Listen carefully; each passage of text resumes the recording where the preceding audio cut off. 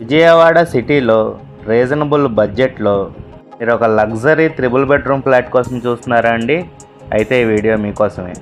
మీకు ఈ flat location Muralinagar Kanur area వస్తుందండి. మీకు ఈ ఫ్లాట్ మెయిన్ హైలైట్ వచ్చేసి ఇంటీరియర్ అండి. చాలా ఎక్సలెంట్గా డిజైన్ చేశారు ఇంటీరియర్ అంతా.